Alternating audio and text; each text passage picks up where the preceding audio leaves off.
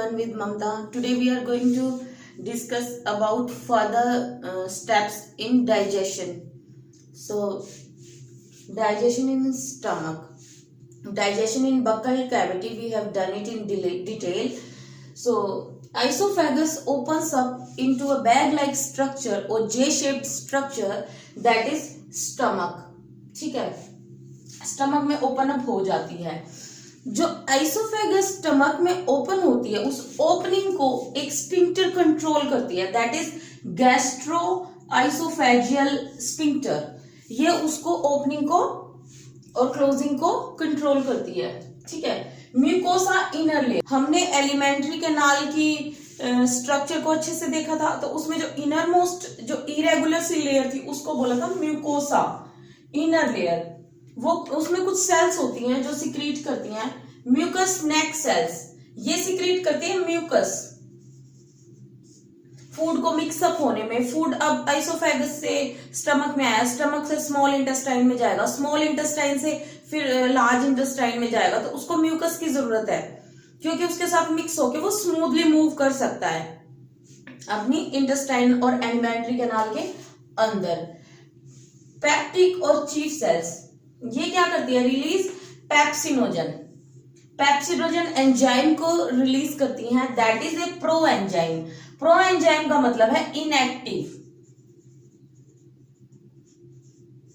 Inactive form में secrete होता है. ठीक है. और ये जो प्रो पेप्सिनोजन है इसको पेप्सिन में कन्वर्ट होना पड़ेगा, दैट पेप्सिन इज एक्टिव और pro pepsinogen is inactive. Oxyntic cells होती है, वो क्या सिक्रीट करती है, HCl. हाईली एसिडिक होता है इसका nature.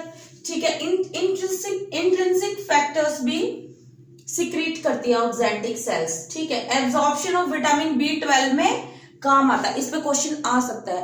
Absorption of vitamin B12 में कौन हेल्प करता है, दीज आर इंट्रिंसिक फैक्टर्स और रिलीज्ड बाय ऑक्जेंटिक सेल्स. ठीक है. जो ये ऑक्जेंटिक सेल्स HCl सिक्रीट करेगी, ये HCl इस पेप्सिनोजन को पेप्सिन में कन्वर्ट करने में हेल्प करेगा. ठीक है. HCl के बिना ये इसमें कन्वर्ट होगा ही नहीं. ठीक है. और जो HCl है वो बहुत ही ज्यादा एसिडिक होता है, तो इसलिए जो स्टमक की इनर मोस्ट लाइनिंग है वो म्यूकस से कवर होती है जो कि उसको बचाते हैं. वरना तो एसिड है तो वो खुद के स्टमक को ही, खुद की सेल्स को ही डैमेज करना स्टार्ट कर सकता है ना. तो उसके लिए बॉडी अच्छे से पहले से ही मैकेनिज्म बना के रखती है. ठीक है. अब स्टमक के बारे में कुछ फैक्ट्स हैं वो देख लेते हैं हम.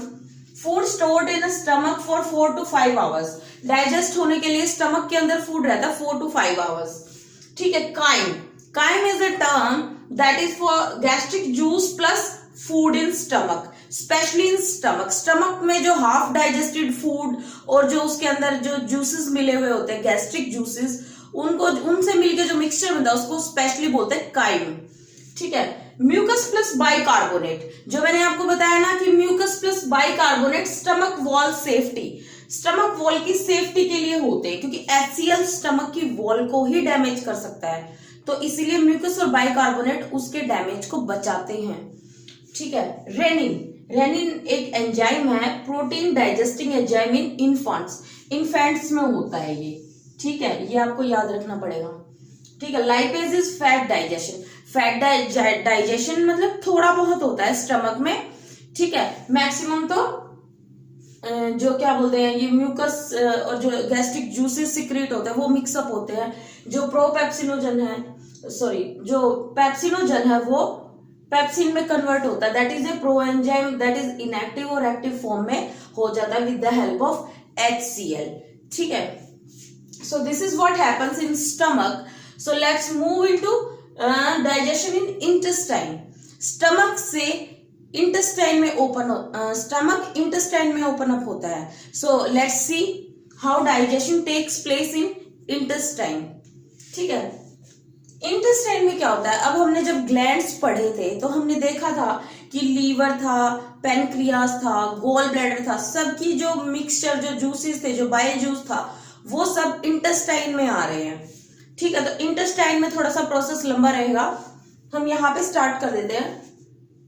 First one is pancreatic juice, जो पैनक्रियाज रिलीज करता है, ठीक है। उसमें क्या क्या होते हैं, उसमें होता है ट्रिप्सिनोजन, काइमोट्रिप्सिनोजन एंड देन प्रोकार्बोक्सीपेप्टाइड्स। ये सब चीजें होती है पैनक्रियाटिक जूस में, ठीक है। These all are in inactive form, inactive form में होते हैं ये, ठीक है। जो इंटेस्टाइनल म्यूकोसा है, जो इंटेस्टाइन की इनर मोस्ट लेयर है, वो क्या सिक्रीट करेगी, it will secrete enterokinase. Enterokinase फिर क्या करेगा, it will activate trypsinogen into active trypsin. Active trypsin में कन्वर्ट कर देगा किसको, ट्रिप्सिनोजन को। Enterokinase will work on trypsinogen and convert it into active trypsin. Then this active trypsin will activate all the other enzymes, ठीक है। Amylase, lipase, nuclease, ठीक है, इन सबको एक्टिवेट कर देगा। एक बार ये खुद एक्टिवेट हो गया, फिर ये सबको कर देगा। जो काइमोट्रिप्सिनोजन है, जो प्रोकार्बोक्सीपेप्टाइड्स है, ये फिर इसको भी कर देगा एक्टिव और इसको भी कर देगा एक्टिव, ठीक है। This is what happens. Let's move ahead. उसके बाद फिर आता है बाइल जूस।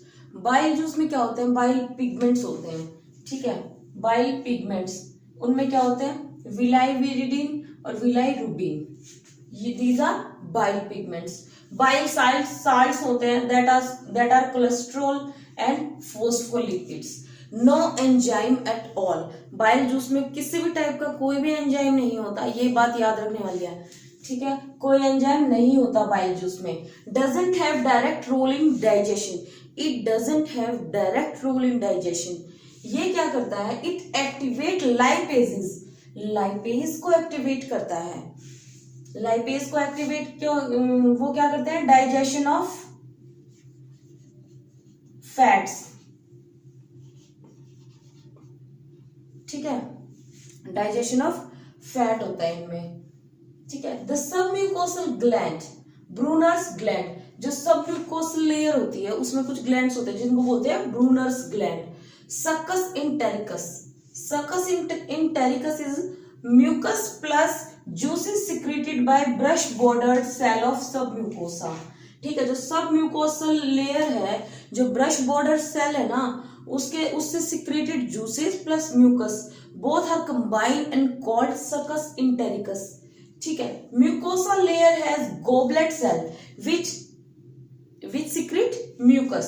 म्यूकस कौन सिक्रेट करता है, goblet cells. Goblet cells mucus secrete करती हैं, ठीक है। अब एक बार देख लेते हैं हम कि स्टमक में क्या क्या चेंज हुआ है, क्या क्या ब्रेकडाउन हुआ है। हम देखते हैं कि क्या क्या कैसे कैसे डाइजेस्ट हो रहा है, ठीक है, डाइजेशन की प्रोसेस के दौरान। तो जो प्रोटीन है, पेप्टोन्स है और जो पेप्टियोसिस हैं, प्रोटियोसिस हैं, वो क्या करेंगे, ट्रिप्सिन, काइमोट्रिप्सिन और कार्बोक्सी पेप्टाइडेज, ठीक है, इन एंजाइम की मदद से वो डाइपेप्टाइड्स में चेंज हो जाएंगे, ठीक है। ये प्रोसेसेस चल रही हैं, जैसे ब्रेकडाउन हो रहा है ना, तो वो ब्रेकडाउन होकर किस चीज में कन्वर्ट होगा, वो जो ये सब चीजें हैं, प्रोटीन, पेप्टोन्स, वो डाइपेप्टाइड्स में कन्वर्ट हो जाएंगे। जो पॉलीसैकेराइड्स है, that is starch, with the help of amylase, ठीक है, it will convert into disaccharides, ठीक है। फैट्स हैं, वो लाइपेज की मदद से डाइग्लिसराइड्स में कन्वर्ट हो जाएंगे, फिर इससे वो मोनोग्लिसराइड्स में कन्वर्ट होते हैं, ठीक है। जो न्यूक्लिक एसिड्स हैं, वो न्यूक्लियेजेस की मदद से न्यूक्लियोटाइड्स में कन्वर्ट हो जाएंगे, ठीक है। न्यूक्लियोटाइड्स फिर न्यूक्लियोसाइड्स में कन्वर्ट होंगे। आगे इतना होने के बाद आगे और फर्दर इनका ब्रेकडाउन होता है, so that they can not break, ऐसे यूनिट में ब्रेकडाउन होता है इनका जिसके आगे उनका ब्रेकडाउन हो नहीं सकता। जैसे जो डाइपेप्टाइड्स है, वो डाइपेप्टाइडेज की मदद से आगे एमिनो एसिड्स में कन्वर्ट हो जाएंगे। एमिनो एसिड से आगे कुछ होगा ही नहीं उनका, ठीक है। और जो ये माल्टोज है, ठीक है, माल्टोज ग्लूकोज प्लस ग्लूकोज में कन्वर्ट हो जाएंगे माल्टेज की मदद से। जो लैक्टोज होगा, वो लैक्टेज की मदद से ग्लूकोज प्लस गैलेक्टोज में कन्वर्ट होगा, ठीक है, सुक्रोज है वो सुक्रेज की मदद से ग्लूकोज और फ्रक्टोज में कन्वर्ट होगा। ठीक है, ये हमें याद रखना है। जो न्यूक्लिक एसिड है वो न्यूक्लियोटाइड में होगा, न्यूक्लियोटाइडेज की मदद से वो किस में कन्वर्ट होगा, न्यूक्लियोसाइड्स। ठीक है, न्यूक्लियोसाइडेज की मदद से शुगर प्लस बेसिस में बना देंगे। ठीक है, इससे आगे इसका ब्रेकडाउन नहीं होगा। After that the food comes into large intestine. ठीक है, यहां पे क्या होगा, no absorption of food, okay, no digestion of food. यहां पे ऐसा कुछ नहीं होगा, यहां पे सिर्फ बची कुची एब्जॉर्प्शन होगी मिनरल्स की, ठीक है, और वाटर की एब्जॉर्प्शन होगी। ठीक है, drugs, if someone has taken any kind of drug it will be absorbed in the region of large intestine। ठीक है, उसमें ये सब होगा, एब्जॉर्प्शन होगी। Then the undigested food is stored in rectum. Okay, थोड़े टाइम के लिए रेक्टम में अनडाइजेस्टेड फूड स्टोर हो जाता है। Then after neural reflexes it will defecated out from body, out of body via anus।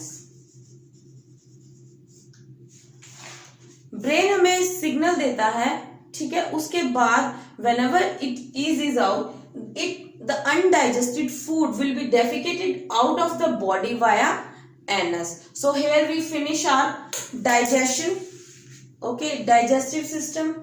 In our next class we will be doing that absorption, assimilation and some diseases in the digestive system। So stay tuned and hit that like button, subscribe to my channel and share with your friends। Thank you so much।